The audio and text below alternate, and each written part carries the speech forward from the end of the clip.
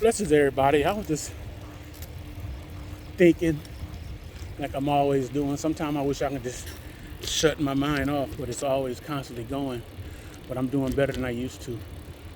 But I was reflecting on the fact of there's a scripture in the Bible that says love builds up and knowledge puffs up. So knowledge basically just a lot of times creates arrogant and ignorant, bullheaded, prideful people. You know, not knocking no education, but when you act like that's the only thing for you to have when it comes to teaching and walking uprightly before God and man, you're sadly mistaken. Because if that was the case, you know, the Bible would have never said Peter and James and them, the Pharisees recognized that they were ordinary, unschooled men, but they had to recognize they had been with Jesus. And that says a lot right there. You know, I don't care what professor or pastor or bishop or apostle or monkey or dog you sat up under on. If you ain't sat with Jesus, like Dougie Fresh said, you ain't doing nothing.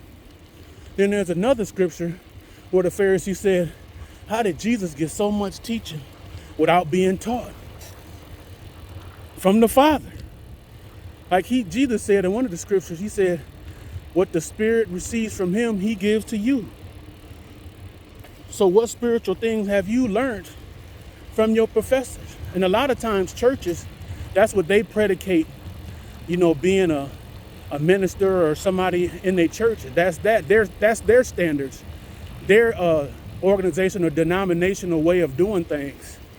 And so when it comes to the way of the Bible, it's spiritual things.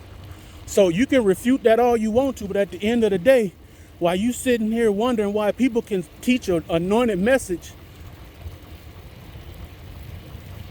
off the top of their dome, while you had to go home and study and do all this stuff up all night trying to put something together, that's because you refuse to let the Spirit take presence in your life. And so it's almost like too, I just be laughing at people. It's like they trying to be so deep.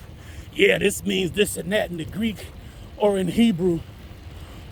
What the heck do that got to do with people don't know how to be a decent person or don't know the difference between what's right and what's wrong in English? So I just want to share that real quick. Peace.